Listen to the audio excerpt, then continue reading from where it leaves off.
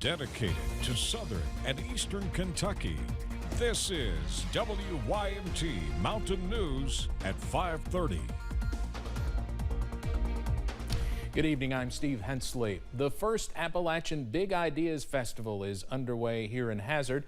WYMT's Chandler Wilcox tells us how community leaders are celebrating Appalachian heritage while planning for the future.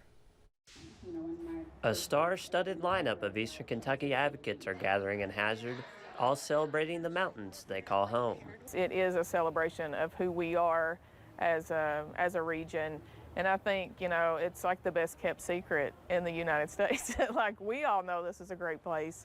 So I'm hoping this will bring a lot of attention to this region. Given the flood that happened 2 months ago, bringing different organizations together now is even more important. This is a real opportunity to get what, you know, in many ways is like a brain trust for Eastern Kentucky and Central Appalachia together to, you know, explore challenges, culture, art. The festival is also a way to show progress for some organizations that suffered damage. That just makes me amazed by how people are able to both be rebuilding in the midst of this disaster and also producing these extraordinary pieces of art. Community conversations and workshops expanded on that progress, both of personal perseverance and group efforts that show the old saying, mountain toughness. There's power in telling your story and knowing that it will further that narrative and maybe shut down some of the stereotypes. Celebrating Appalachia and putting together ideas that shine more light. In Hazard, Chandler Wilcox, WYMT Mountain News. The festival will continue into tomorrow. Tonight there will be a free concert from 7:30 until 9:30 at the amphitheater next to Hazard City Hall, and that includes a performance by Nick Jamerson. You might know him from the group Sunday Best.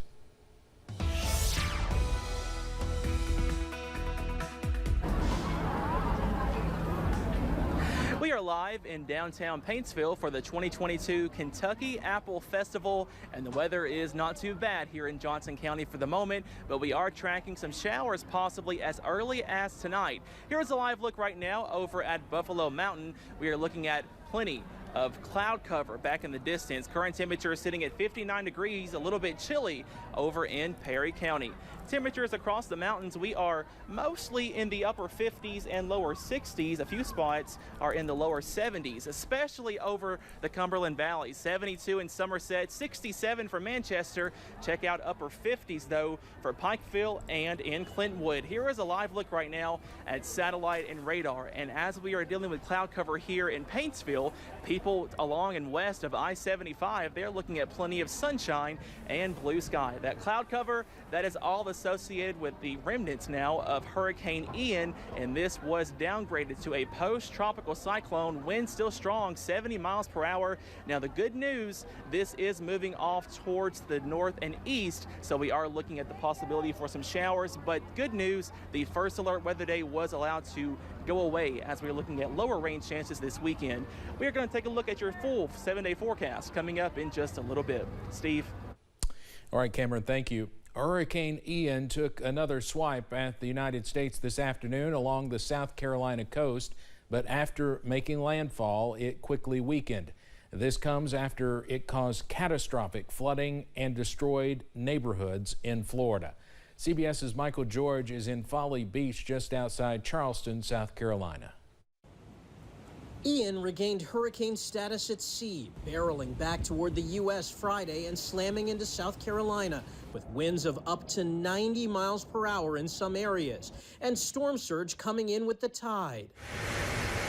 Water rushed into the streets on Pawleys Island, quickly approaching the tops of street signs. And police tweeted pictures of the Pawleys Island pier, the end of it now collapsed and floating south. Storm surge flooding will be most problematic through mid-afternoon, but could certainly linger through the evening. South Carolina's governor urged residents to hang tight and stay inside. I would ask people don't quit yet because it's still coming. Access to Charleston's historic Battery area was restricted, and residents who stayed in town are hoping for the best. It looks like it's going to be less than what's happened in Florida, but you never know. Here on Folly Beach, south of Charleston, the hurricane is moving out of the area, but it's leaving behind heavy flooding from streets to businesses to homes. And officials are prepared for the damage that will be left behind. President Biden approved an emergency declaration for the Palmetto State and has been in regular touch with the governor. We all know when there's a hurricane, there's no politics involved there. Forecasters are warning of storm surge as high as 7 feet in some coastal areas and rainfall up to 8 inches. Michael George, CBS News, Folly Beach, South Carolina. A second pier was washed away, this one in Cherry Grove, South Carolina. The most magical place on earth is planning to start welcoming guests again. Walt Disney World is reopened now. Theme parks and Disney Springs operations opened in a phased approach. No specific timings were released. Disney was not the only popular attraction to close up shop ahead of Hurricane Ian. SeaWorld Orlando and Universal Orlando also closed their theme parks Wednesday and Thursday. SeaWorld plans to reopen on Saturday, while Universal planned to reopen today. Hurricane Ian will likely be the costliest storm in Florida's history, with losses reaching as much as $47 billion. CoreLogic, a property and finance analytics firm, is now reporting on wind and storm surge losses for residential and commercial properties across the state. New data shows wind damage is expected to be between $22 billion and $32 billion. Storm surge losses in Florida are expected to be an additional $6 to $15 billion. The firm says Ian is the costliest Florida storm at least since Hurricane Andrew made landfall back in 1992. Today at the White House, President Biden laid out the steps his administration is taking to assist those impacted by Ian. He said the federal government will cover 100% of the costs for debris removal in several hard-hit Florida counties, adding that it may take months or even years for them to rebuild. Thousands of federal workers are already on the ground in Florida, with more teams on standby to help out in South Carolina. CBS's Skylar Henry has the latest from the White House.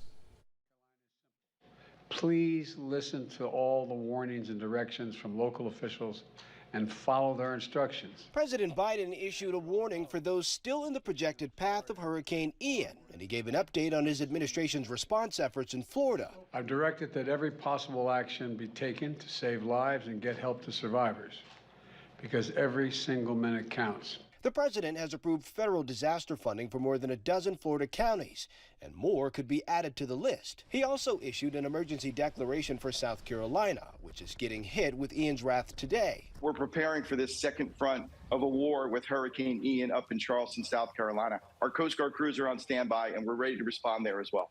FEMA Administrator Deanne Criswell is in Florida to assess where more federal support is needed. The White House says more than 2,000 federal response workers are also on the ground in the Sunshine State.